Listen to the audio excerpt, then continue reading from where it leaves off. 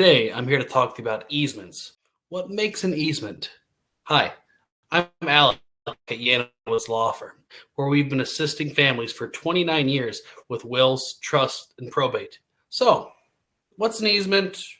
What are they used for? And essentially, why do we have them? An easement is essentially granting someone else the ability to use your property for something. The person who essentially has the property that they have their servient estate is the property that's essentially being burdened by someone else. So, say for example, I'm granting you an easement. You'd be the easement holder because I'm going to grant you the easement to say cross my property to get down to the waterfront. So that's the type of access easement. So I'm granting you essentially access over my property to get somewhere. That can be to a public water. Maybe that's to actually get to your property. So you might have to cross my property from the public road to get up to maybe your timber, something like that. So we have access easements. In these access easements, we can identify if they are going to be just for pedestrian use, if there's vehicular use, if there only can be access to certain times of the day, certain times of the year. We can kind of customize how exactly we want the terms of that access easement. Another easement that is a common easement are utility easements. So we don't see a whole lot of telephone easements anymore. If you look at the property records, there's a ton of different telephone easements. Now we still see the gas, the fiber. We see maybe a sewer or a septic easement. We also see now well easements. Those septic systems and well easements we see for property that's not in town. We'll also see some manure easements. Maybe you have the right to spread manure on someone else's field. That's another type of easement. We also sometimes have easements that allow you to keep something on someone's property, or the ability to take, say, cattle and graze on someone's pasture. These are all easements that are essentially allowing you to utilize someone else's property for your benefit. Now, there's also conservation easements. Conservation easements essentially tie up the property so that the property can only be used a certain way. It has to meet the specific terms of what is in that conservation easement. There's generally a timeline that essentially those easements are good for. So it is going to just kind of depend on what is in that document. That is what we call a negative easement. Essentially, you're restricting the use on how that property can be used. Another type of negative easement is restricting the height of a building that can be built. So say, for example, you buy a property from Joe, that you know, but Joe sells you the property, but an easement's put that it says you can't build a property that's over 15 foot tall, the property, because you can't obstruct Joe's view of the lake on the other side. It's kind of a negative easement. With all of these easements, there's a lot of different things to consider. We kind of touched on earlier in the video of, okay, are we putting certain restrictions on that access easement? Something to also consider is, okay, with this easement, is there going to be any type of maintenance and upkeep? If you're using a shared driveway with a couple of neighbors, do we want to say, hey, if they're using this, everyone's going to equally split the cost of maintenance when there's an issue? And then also, what happens if there's new owners? Do we want this easement to, what we say, run with the land, meaning all of the owners in the future also get to use the easement? Same thing. Do they need to pay for the use?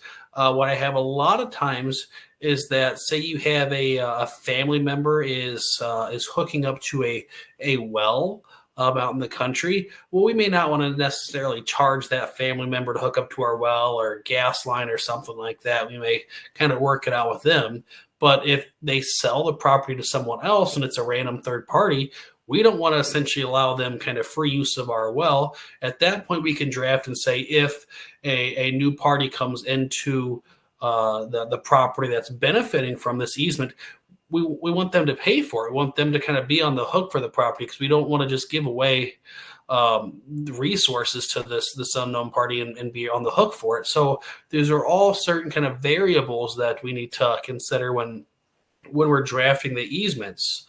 Now, all of the easements that we've kind of touched base on in this video are ones that are going to be done in writing. They're going to be on an agreement. Everyone's going to sign them, put them in the county records, essentially providing notice that, hey, there's this easement. Again, it's providing notice to all future people who are going to come into ownership that they need to abide by the terms that are in this easement.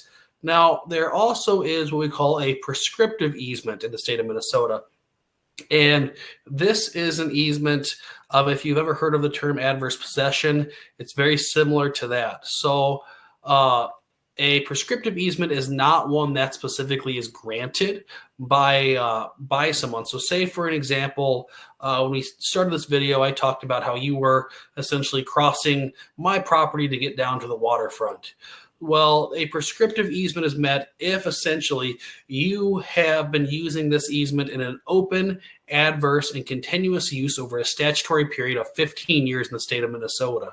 So, say, for example, if for the past 20 years you've been crossing my property to, say, get down to the water or to access a public road, you've been pulling off there and walking through my property, and I never gave you permission to do that, and you've been doing it openly, you haven't been hiding, being sneaky while trying to make sure I don't see you. That 15-year time period, if you've been doing that for those elements, you have met the elements for a prescriptive easement. So if I tried to stop you, you could then bring an action, say, hey, I have a prescriptive easement to continue this use. That can be for any of the easements that we've talked about. That prescriptive easement can allow the user, if they've been historically using property a certain way, to continue doing that.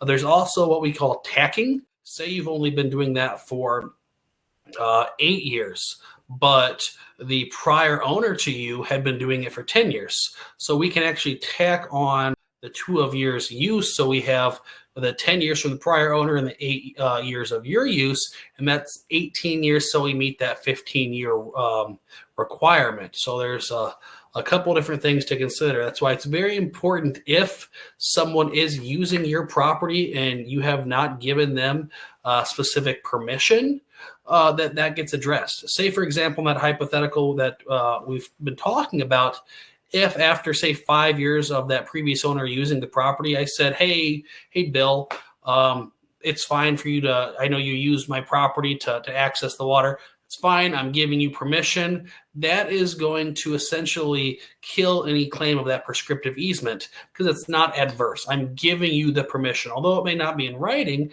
I'm giving you the permission. So therefore, it doesn't meet that element of the prescriptive easement being, again, adverse. So again, these easements can get tricky. So it's very important to speak with an attorney, whether you are the one who is using the easement, or if someone is essentially using your property to benefit them. Very important to speak with an attorney, as these things can get messy. I'd like to thank you for joining me today. If you'd like to learn more about easements, real estate, estate planning, make sure you subscribe to our YouTube channel so then you get notified when we post a new video. Thanks. Have a great day.